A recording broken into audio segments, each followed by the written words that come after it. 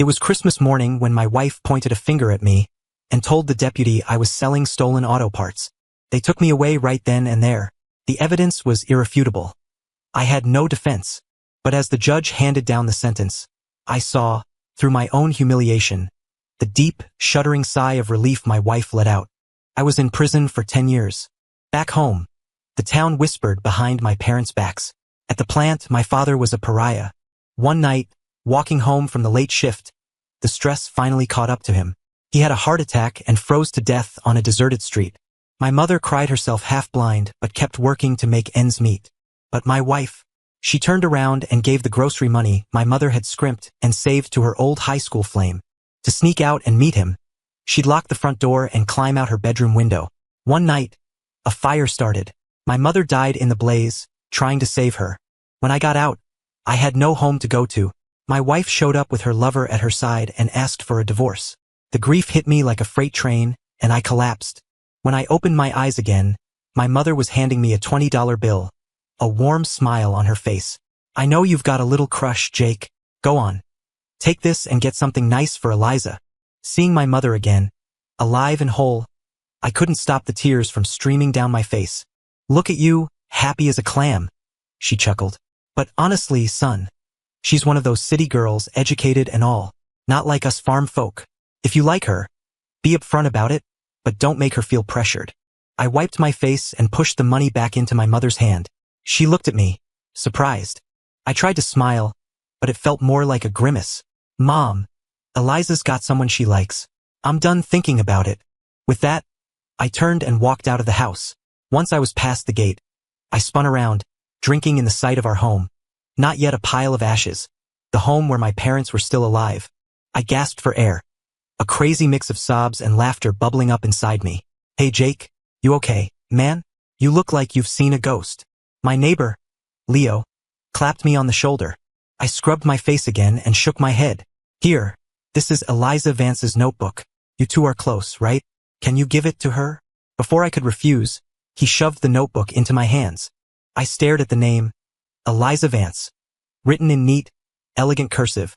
My hand tightened into a fist, and I was about to hurl it into the ditch when a light, musical voice called out, laced with surprise.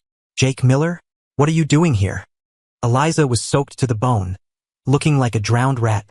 A foul, swampy smell wafted off her. I wrinkled my nose, instinctively covering it. Her already pale face turned a shade paler. "What's that supposed to mean?" she snapped. Then, her tone shifted. "Oh, forget it. Just go get me some dry clothes." Seeing her like that, shivering and angry, it all came rushing back. My disastrous connection with her, our shared ruin, had started the day she fell in the creek. Was that today? When I didn't move, she grew agitated. "What are you just standing there for? If anyone sees me like this, my reputation will be ruined. Do you want that?" I let out a short, bitter laugh and turned back toward the yard. But I didn't go to get her clothes. I went straight to the front door, slid the deadbolt shut, and locked her out. Where she couldn't see me, my whole body started to shake. I squeezed my eyes shut, the memory of 10 years in a cell, of hopeless day after hopeless night, flooding my mind. She never once came to visit. She never once explained why she framed me. "Jake, for heaven's sake, Eliza's a young lady. If people see her like this, how is she supposed to live it down?" The sound of Eliza banging on the door had woken my mom. She came out, staring at me with a frustrated glare. "Jake Miller, why aren't you saying anything? Cat got your tongue." Hearing my mother's words, a look of surprise flashed across her face as she glanced at Eliza. I dropped my gaze to the ground, a mocking smile playing on my lips. I knew exactly what had startled her. Eliza Vance was pretty, with a soft, gentle voice. The day she and the other volunteers had arrived in town from the city, her good reputation had spread like wildfire. But the way she was speaking to me now was a world away from her usual sweet demeanor. Only I knew that this was the real Eliza, the Eliza I had married. And in that moment, I realized something chilling. I wasn't the only one who'd come back. In my last life, on this very day, I had saved the non-swimming Eliza from the creek. Her clothes were soaked thin, clinging to her body, leaving little to the imagination. I'd given her my jacket to wear. She'd wrinkled her nose at it, but she had no other choice. Unfortunately, a few kids from town saw us, They ran back and told everyone we were an item. In a town like ours, where everyone had an opinion, gossip could drown you faster than any creek. Not to mention the other female volunteers who were jealous of her and looked for any excuse to tear her down. Eliza hid in her room crying for days. I stood watch outside her door, terrified she might do something drastic. When she finally emerged, she was pale and gaunt, as if she'd survived a long illness. "Jake," she'd said, her voice barely a whisper. "I think I should marry you." I was stunned, my heart soaring with a joy so intense it felt unreal. But then reality crashed back in. Eliza didn't love me. She was in love with someone else. Another volunteer who'd come from the city with her, a guy named Caleb Reed. My face, already tanned from working in the sun, must have darkened. "Eliza, don't do this to yourself. We haven't done anything wrong. We can face them down. I'll set them straight. Anyone who tries to make a joke out of this, I'll shut them up for good." But it was as if she hadn't heard me. Her face grew even paler. "Are you saying you won't marry me? After what happened? Don't you think you have a responsibility to me?" "Of course not," I practically shouted. How could I ever reject her? How could I not love her? I would never forget the first time I saw her.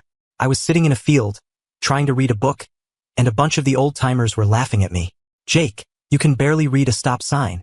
What are you doing with a book like one of them city kids? You planning on taking the SATs or something?" My face burned with embarrassment. But then, she spoke up. "Anyone can learn to read. The SATs can change your life. Anyone can take them. Mrs. Gable, you want to give it a shot?" Old Mrs. Gable, who had a tongue as sharp as a razor, just sniffed. "What would I do that for? That's frivolous nonsense. Who'd tend the fields?" After that, Eliza turned to me and winked. The sun caught her face, and in that instant, it felt like every wildflower in the county bloomed at once. So I had agreed to marry her. My parents knew it wasn't a fair deal for her. So after the wedding, they treated her better than their own daughter. In other families, the daughter-in-law served the parents. In ours, my mom and dad served her. As for me, I would have done anything for her. She loved bananas, something you couldn't just find in our small town. I drove 2 towns over and spent a whole day tracking them down. When I got home, she was irritated. "Where have you been? It took you long enough." When I showed her the bananas, her expression softened, but her words were still sharp. "If you were going to be gone all day, you could have at least told me. The laundry's not done. What am I supposed to wear tomorrow?" I felt my heart sink. I went out and did the laundry without a word. The next day, I wanted to give half a banana to my parents so they could try it, but I couldn't find them anywhere. I found out later she'd taken the entire bunch to the volunteers' dorms that night and given them to Caleb Reed. After we were married, I wanted to keep studying, but Eliza flew into a rage and burned my notebooks. Just because other people read books doesn't mean you have to. Do you really think you can pass the SATs? Wake up, Jake. Are you going to work the fields or not? Her temper got worse and worse, and she took it out on everyone, even my parents. I felt suffocated and tried to reason with her, but my mom would just pull me aside. "Eliza's had a hard time adjusting. She's just lashing out. Let it go. Let it go." I never imagined that our family's kindness, our endless patience, would be repaid with such cold, vicious betrayal. I looked up at her now, my eyes cold. "Mom, we're not related to her. If people see her going into our house like this, they'll talk." My mom nodded, finally understanding. "You're right. Eliza, when you fell in, did any other men see you? This town isn't like the city. You have to be careful." My mom then shooed me away and personally walked Eliza back to the volunteers' dorm. Just before she left, Eliza suddenly called out to me. "Jake, why weren't you at the East pasture today?" Her eyes held a question she didn't voice. I calmly pulled out her notebook and handed it back. "Old Man Hemlock found this. He asked me to drop it by the dorms for you. You weren't there, so I came back." I lied. She looked suspicious but didn't press it. As she turned to leave, she muttered under her breath, "Thank God." The reborn Eliza Vance didn't want to get tangled up with me again. I let out a dry laugh. That was exactly what I wanted, too. "Eliza!" A familiar voice called out. Caleb Reed ran up to her, his face a mask of concern. "Caleb, what are you doing here? I heard you fell in the creek. I came as fast as I could to check on you." He grabbed her arm, looking her over from head to toe. Seeing she was okay, he breathed a sigh of relief. "You scared me to death. I'm just glad you're all right." A blush crept up Eliza's cheeks. If you didn't look closely, You'd miss the fact that her eyes were red and watery. My mom saw them holding onto each other so openly and didn't know what to do. I stepped forward to pull her back into the house, but a hand shot out and grabbed my arm. I met a gaze filled with hostility. Jake Miller, did you set this up? You knew Eliza couldn't swim. Were you planning some kind of white knight routine to make her fall for you? You're always hanging around her. Let me tell you something, as long as I'm here, you won't get a chance to hurt her. Caleb was just a book-smart city kid who'd never done a day of farm work. I shifted my weight slightly, and he was forced to let go. Eliza rushed to his side, cradling his hand. Jake, what do you think you're doing? Caleb's hands are for writing, not for swinging an axe like you. What if you hurt him? Could you afford to take responsibility for that? My mom didn't like the sound of that. She frowned, about to say something, but I pulled her behind me. With a smile, I looked at Caleb. Why is there mud on your shoes? Have you been to the east pasture? The color drained from Caleb's face. Eliza shot me a clueless glare. Where Caleb goes is none of your business. You're right, it isn't, I said. It's just that it's been so hot and dry everywhere. The only place with mud right now is the east pasture. In my past life, I had seen Caleb. He saw Eliza fall in the water, too. But he was standing in a different spot, one where he could see the kids from town approaching. Afraid of getting involved in gossip and trouble, he simply turned a blind eye. I, on the other hand, was only afraid that Eliza would drown. So I'd stripped off my shirt and jumped in to save her. So what? Eliza retorted. Caleb was probably worried about me and went to the east pasture first. When he didn't find me, he heard I was over here and came running. Isn't that right, Caleb? Yes, that's right. I didn't see you there, and I was worried sick. I was so afraid something had happened to you. I watched Eliza's face light up with happiness, and a bitter taste filled my mouth. The sourness in my throat made me swallow again and again. It was true what they said. Love and the lack of it were two different worlds. When you truly loved someone, you trusted them unconditionally. No matter how clumsy the lie, if they believed it, that was all that mattered. Thinking back on everything I had suffered, I lifted my head, my eyes feeling dry and strained. Jake, this old shirt of mine is worn out anyway. Why don't you come with me to town and we'll buy a new one? My mother, who had been silent for a long time, tugged on my arm. When I looked down, she was giving me a warm, reassuring smile. Eliza understood her meaning immediately. Annoyed and embarrassed, she dropped all pretense. What's the big deal? Who wants your raggedy old clothes anyway? I'll have someone return them to you later. When Eliza first arrived in our town, she couldn't get used to the food and even got sick. The volunteers didn't get much in the way of rations, mostly just coarse grains and whatever vegetables were left over. My dad worked at the plant in the next town over, so while we weren't eating steak every night like the mayor, we did all right. Whenever I went by the volunteers' dorm, I'd secretly slip her extra cash for groceries. She was too shy to take it at first, but I'd just leave it on her windowsill and go. Eventually, she got used to it. After that day, when Eliza and Caleb walked off hand in hand, my mom never mentioned her name to me again. She saw that I was pouring all my energy into studying for the SATs, reading day and night, and she just focused on making sure I was well fed. One night, there was a knock on the yard gate. My parents were sound asleep, so I got up to answer it. When I opened the gate, I saw Eliza, looking around anxiously. As soon as she saw it was me, she pulled me into a dark corner. What have you been so busy with these days? She demanded, as if she had a right to know. Things at home, I replied coolly, my face a blank mask. What do you need? What do I need? You're asking me what I need? Jake Miller, are you serious? Is this some new game you're playing? Trying to play hard to get? Was this Leo's stupid idea? We're not a match. You need to stop listening to his bad advice. I know you didn't finish school, but you have to be realistic. She went on and on, her point being that I needed to know my place, to understand that I was beneath her. By the way, she added, I need some more grocery money. Caleb's been working so hard lately. He's lost a ton of weight. I need to make sure he's eating well. She asked for it so casually, so entitled. I clenched my fists. I don't have any. Don't have any? How is that possible? You always had it before. Oh, I get it, she sneered. You're just saying that to get back at me. Jake Miller, I heard you're studying for the SATs now, even going to the dorms to ask the other volunteers questions. What's that about? Just another excuse to see me? A smug look crossed Eliza's face. Fine. If you give me the money, I might consider being friends with you again. I smiled back at her. Are you sure Caleb lost weight from working too hard? Of course. What other reason could there be? She answered without hesitation. When it came to Caleb, she knew everything. Really? Because I heard from Leo that he saw Caleb collecting a lot of eggs from people. What do you suppose he's doing with all those? Eliza's face instantly darkened. What are you talking about? That's nonsense. If that rumor gets out, Jake Miller, don't ever expect me to speak to you again. She turned and hurried away, completely forgetting why she had come in the first place. Under the moonlight, I watched her retreating figure and let out a cold smirk. In my last life, she and Caleb had destroyed my family. This time, there was no way I was letting either of them off the hook. She had just left when I heard a faint tapping on our back gate. I opened it, and a voice hissed impatiently from the side. What took you so long? Any later and we would have missed him. Leo Martinez grabbed my arm and we took off running. After a few turns, we hid in the deep shadow of a brick wall. Did you bring the thing I asked for? Yeah, I did. Had to practically beg to borrow it. So you better be careful with it and don't break it.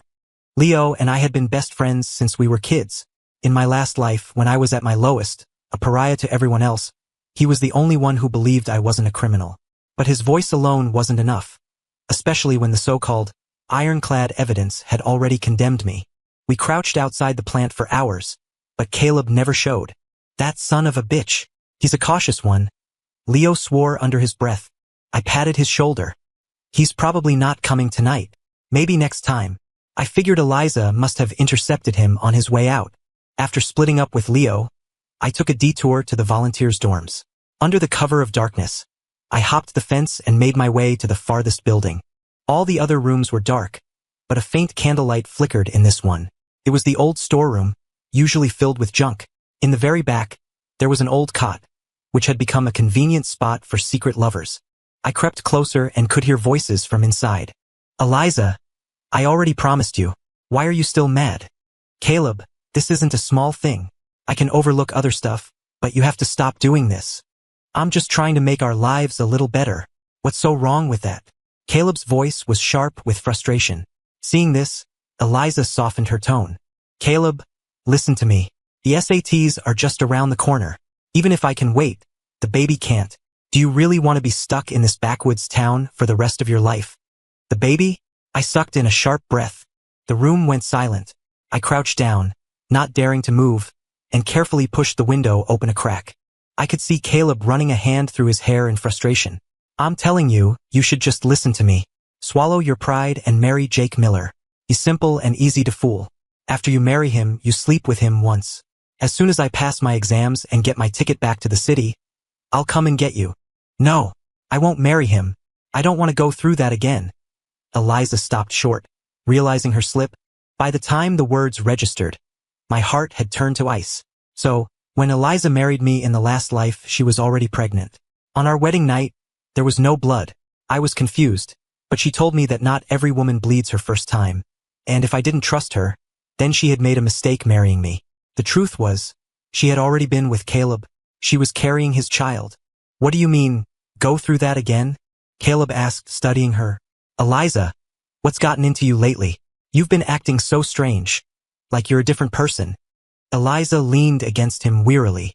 How could I be different? What about you? What are you doing going to the Miller widow's house on West Street every day? Caleb smirked, wrapping an arm around her shoulder. Don't be so jealous. She's old enough to be my mother. What could possibly be going on between us? You, on the other hand, you should really think about what I said. If you listen to me, I'll listen to you and stop with the side business. As the candle burned down, the mood in the room shifted. Soft sounds started to drift out. My eyes narrowed. I reached into my jacket and pulled out the thing I'd been hiding. Eliza was, indeed, very persuasive. She showed up at my house first thing the next morning. I was just heading out with a book, planning to go to the dorms to ask some more questions. Seeing me, she called out, her voice dripping with reluctance. Jake Miller, you run all over town just to get a glimpse of me, don't you? Well, I'm right here in front of you now. You can drop the act.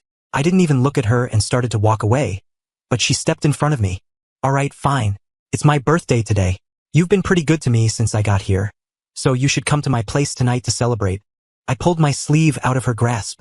Busy at home. Can't make it. Eliza's face soured, and she looked at me with suspicion. What's wrong with you lately?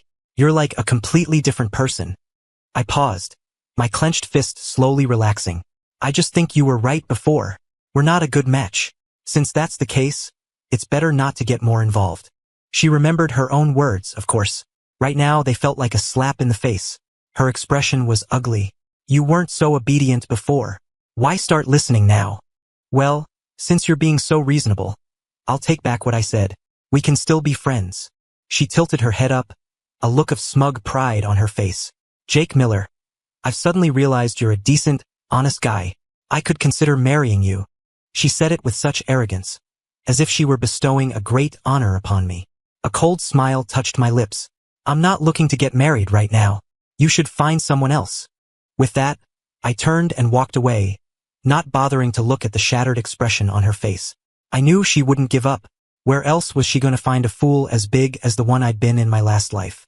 Sure enough, a few days later, Mayor Thompson's daughter was getting married, and all the men in town went to the reception to celebrate, myself included. After a few glasses of whiskey, a burning heat spread through my body. As luck would have it, Caleb appeared before me, holding 2 glasses. Jake, we had a bit of a misunderstanding before. It was my fault for misjudging you. I know you're not one to hold a grudge, but I want to do the right thing. Here, this drink is on me. A fox offering a chicken a New Year's greeting. What good could come of it? I glanced down at the glass in his hand, then back at his face. What's the matter, Jake? Still holding a grudge? He asked softly. Jake, go on and take it. The mayor chimed in, playing peacemaker. Look how big-hearted Caleb is. It wouldn't look right for you to keep this up. He took the glass from Caleb and pressed it into my hand. I watched Caleb struggle to suppress a smile, then lowered my eyes. Suddenly, I stood up and placed both his glass and mine on the table. I walked over and clasped his hand firmly. He was taken by surprise, his eyes wide with shock. I was out of line before, too. I should be the one apologizing to you. Caleb stood frozen, his eyes darting to the 2 glasses on the table. He gave my hand a quick, limp shake, then hurried back to the table and picked up the drinks again. Words are cheap. A drink says it all. I smiled, took the glass, and downed it in one gulp. Seeing my empty glass, he grinned even wider and tipped his own back, draining it completely. As he finished, a smirk played on my lips. The doctored drink had found its rightful owner after all. The mayor was marrying off his daughter, so the party was loud and went on all night. I had just come out of the outhouse when I bumped into the mayor's oldest son, Billy Ray Thompson. He was soaking wet for some reason. Billy Ray was my age, but when he was 7, a high fever had damaged his brain. The doctor in the next town said his mind would forever be that of a 7-year-old. I took off my jacket and put it on his shoulders, patting him gently. Don't wander off. Your dad will be looking for you. He just giggled foolishly and shuffled off in the opposite direction. Caleb Reed disappeared for a while. When he finally reemerged, the smile on his face was even wider. He was drunk, swaying on his feet, and constantly scratching his neck. Whether from the heat or something else, I couldn't tell. I followed him from a distance, unnoticed. He stumbled along, turning this way and that, heading west. Not toward the volunteers' dorms, but toward the home of the widow, Brenda Miller. The next morning, my mom came back from the market and shook me awake. As I was rubbing the sleep from my eyes, she leaned in close and whispered urgently in my ear. Something terrible has happened. Before I could ask what, 7 or 8 burly men barged into our house. Are you Jake Miller? One of them asked. I nodded, confused. Get dressed. You're coming with us. I was taken to the sheriff's office in town. The moment the door was pushed open, I heard the sound of hysterical sobbing. I knew that voice all too well. It was Eliza. Sitting across from her was Billy Ray Thompson, his face swollen from being hit. He was huddled in his father's arms, looking terrified, while the mayor held him with a pained expression. We'll get to the bottom of this. I promise you'll have justice, the mayor was saying. This only made Eliza cry harder. Jake Miller is here. You can all come in now, a deputy announced. As soon as he spoke, Eliza's swollen, red-rimmed eyes shot toward me, blazing with fury. Jake Miller, you bastard. I'm going to kill you. She lunged at me, but a deputy quickly grabbed her. Ma'am, you need to calm down. Another deputy turned to me. Jake Miller yesterday, at 1 o'clock in the morning. Where were you? Were you at Mayor Thompson's house? Eliza gasped for breath. Her eyes shot with blood. What's there to ask? It's the truth. He's been harassing me for so long. You think I wouldn't recognize him? I never thought he'd do something so vile. When I fought back, he choked me until I passed out. I don't know what happened after that. She continued, her voice rising with hysteria. And him, not only did he run away, but he tried to frame someone else. I can't live with this. How am I supposed to face anyone in this town? My parents will be so ashamed. They'll want me dead. I might as well go find a hole and bury myself now and save everyone the trouble. She sobbed uncontrollably, as if she'd suffered the world's greatest injustice. The incident had happened at the mayor's house, and news had spread through town like wildfire. The hallway was crowded with onlookers, all whispering and pointing fingers at me. Seeing that I wasn't saying anything, some of them grew even angrier.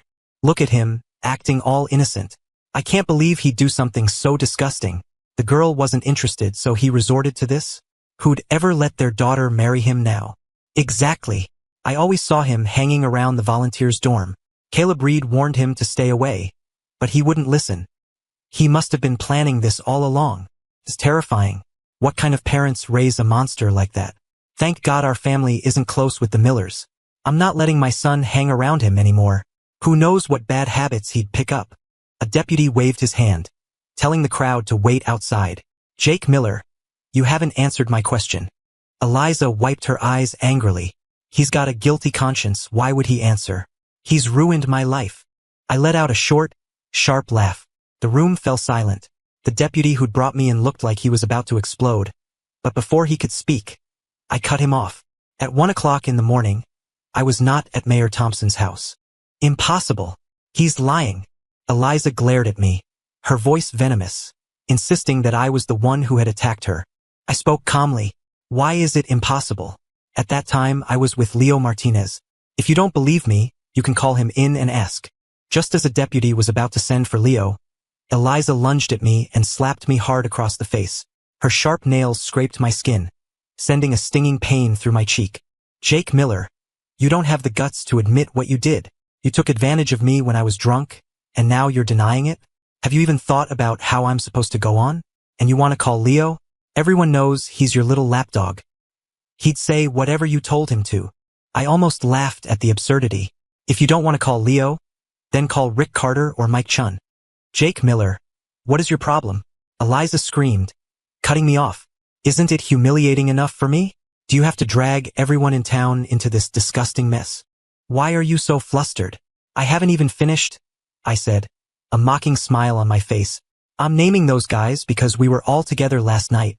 We were at Mike Chen's house. His neighbors saw us. Deputy, if you don't believe me, you can go ask them.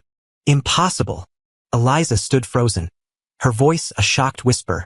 The deputy looked from her to me, my confidence clearly giving him pause. Go on. Get them all in here. Seeing my calm demeanor, Eliza grew even more agitated. By the time the deputy confirmed that I was, in fact, at Mike Chen's house at that time, her world completely fell apart.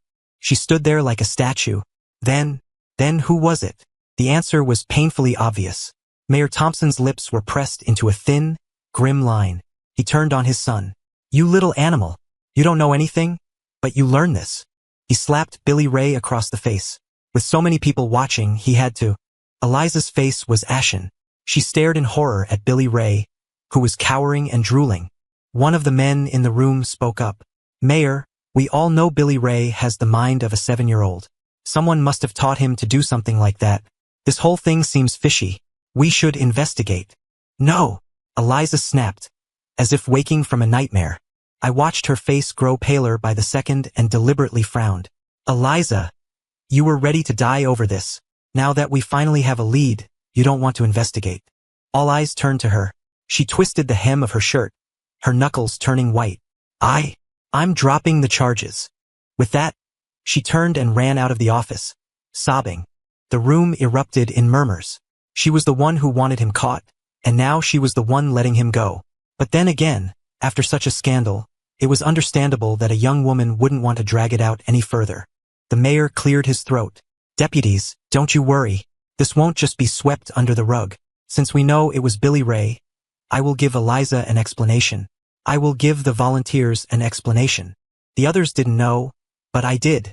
Eliza was terrified that if they kept digging, they'd find out about the spiked drink. She was even more terrified they trace it all back to Caleb Reed. I looked at Billy Ray, who was still wearing my thin jacket, and my expression hardened. A few days later, word got around town that Billy Ray Thompson was getting married. The bride was Eliza Vance. Even in this new life, Eliza Vance still didn't get to marry Caleb Reed. Eliza and Billy Ray's wedding was a rushed, hasty affair. Plenty of people whispered behind their hands that Eliza must have gotten pregnant that night. No one knew if it was true, but I did.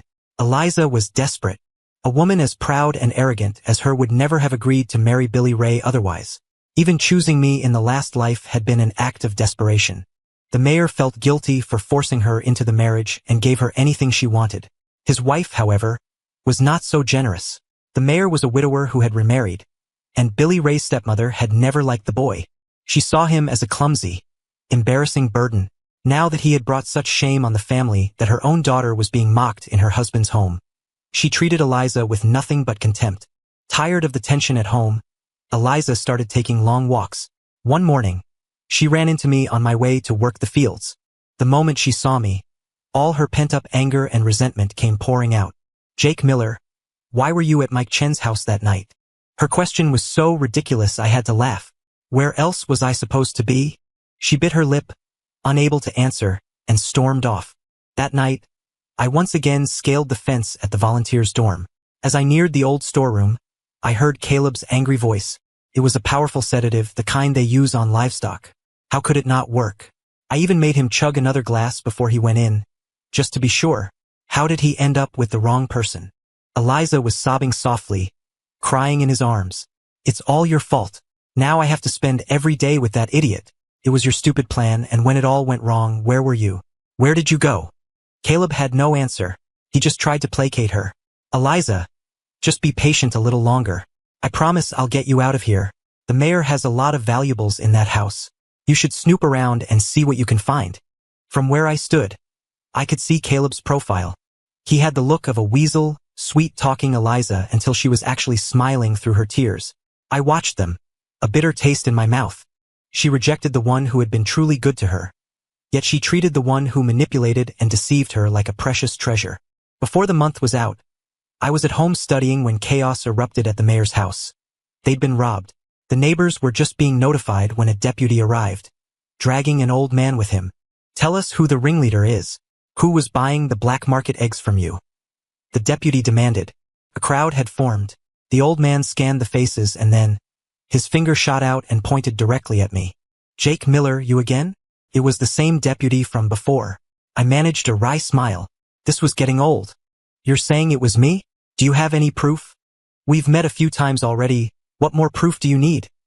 The old man mumbled, refusing to look at me. He turned to the deputy. "Officer, he's the one who came to my place with a cart to buy the eggs.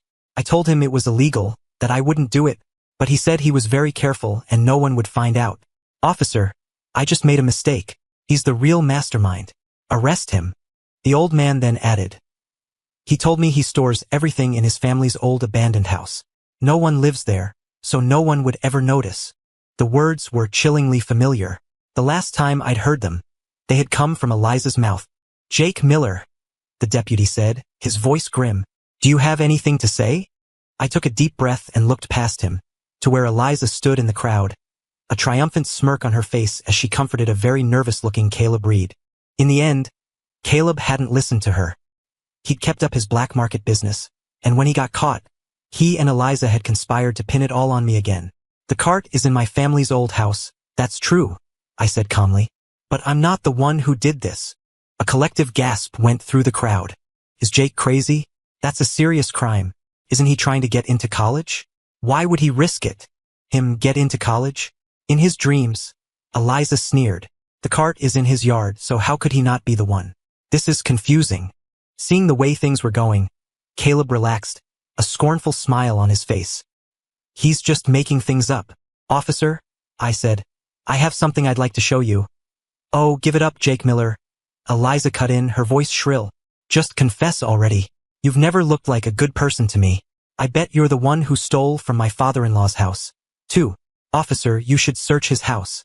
I have a reasonable suspicion that he's the thief." She stepped out from the crowd, her long finger pointing accusingly at me. "So he's a thief too. Forget about college, you're going to jail. Caleb added enthusiastically. Jake's a thief? No way, he's not like that. Someone murmured. Eliza whirled on them. You can't judge a book by its cover. What do you know? I suddenly smiled and pulled a small paper bag from my pocket. What's that, Jake? More lies? The evidence is right in front of you. These are photographs, I announced. I borrowed a camera from the photo shop in town. These pictures will prove my innocence. The moment the words were out of my mouth, Eliza lunged forward to snatch the bag. The deputy intercepted it, his eyes fixed on her. What are you doing? Eliza was clearly panicked. Officer, don't listen to his nonsense. His family is poor. Where would they get the money to borrow something so valuable? The photos have to be fake. The deputy was losing his patience with her. We'll determine if they're fake or not. What business is it of yours? Step back. Eliza reluctantly retreated. The mayor, who had lost some family heirlooms, looked like he had aged 10 years. Officer, open it now. I want to see if my daughter-in-law was wrong about him. I want to see if it was Jake Miller who stole my family's treasures. The deputy opened the bag. As he looked at the photos, a vein pulsed in his forehead, and his face turned grim. He angrily thrust the photos at the mayor. See for yourself. Your daughter-in-law was screaming the loudest. I was wondering what grudge she had against Jake Miller. Turns out the thief was crying, thief. The crowd surged forward to look. Eliza grabbed the photos and shrieked in horror. This can't be. These are fake. That's not me. The mayor's face turned beet red, and he broke into a coughing fit. The evidence is right here. What else do you have to say? Caleb, seeing the reaction, pushed his way through to see. His face went white. Half the photos were of him and Eliza in compromising positions. The other half showed him pushing a cart around the plant, selling eggs. The last few were of him sneaking into the widow's house late at night. He tried to run, but Leo, who was standing in the crowd, stuck out a foot and sent him sprawling, his face hitting the dirt hard. Followed you for days to get these? Leo said, dusting off his hands. You want to frame my friend? Dream on. I never believed for a second that Caleb would change his ways. Sure enough, while he was promising Eliza heat stop, he was still running his black market business on the side. Leo followed him for days, not only getting photos of that but also catching him on his frequent late-night visits to the Miller widow's house, where she'd see him off in her nightgown, the two of them clinging to each other for a long time before parting. And the old man who'd accused me today? He was the widow's father. When Eliza found out Caleb had been caught, she was furious and terrified, so she helped him come up with a plan, and that plan, once again, was to throw me under the bus. She knew where my family kept the key to the old house, which made it all too easy for her. She had planned every step, but she hadn't counted on one thing. I wasn't the same man I was before. The mayor was so enraged he literally spat up a mouthful of blood. As Caleb was being dragged away, he started shouting, blaming everything on Eliza. She stood there, her eyes red from crying, hating him but still desperately begging the mayor to have mercy, reminding him that she was carrying Billy Ray's child. I let out a cold laugh. Is it Billy Ray's child? Or is it yours and Caleb's? The mayor's wife was delighted. She had no intention of letting Eliza get half the family inheritance. You little tramp. So it was all a lie. You and your lover must be the ones who stole from us. Come on, everyone. Let's go search her room. And there it was, under Eliza's bed, a hidden box containing many of the mayor's stolen heirlooms. The mayor's wife flew into a rage and slapped her hard across the face. You slut. In the old days, we would have drowned you in a cage for this. Take her away. A heart that poisonous needs to be reformed in jail. Amid the chaos, Eliza's clothes were torn, her hair a mess. She looked through the crowd and her eyes, filled with a desperate hope, found mine. Jake, help me. I'm your wife, Jake. You have to save me. Is she crazy? When was she ever Jake Miller's wife? Yeah, 1 minute she's framing him. The next she wants him to save her. What a piece of work. Someone should shut her up before she tries to seduce another man. I gave her one last, detached glance, then turned and walked away. After that day, I never asked about Eliza Vance again. Leo would sometimes drop by and give me an update. Those two, he'd say with a shake of his head. I doubt they'll ever make it back to the city now. I shut out the world and focused completely on studying for the SATs. Inspired by me, Leo buckled down and started hitting the books. 2. The next summer, the mailman came down our road, shouting both our names. He handed us 2 envelopes, both thick with acceptance letters to state universities. My mom's face lit up with a joy so pure it seemed to glow, and at the plant, my dad finally walked with his head held high.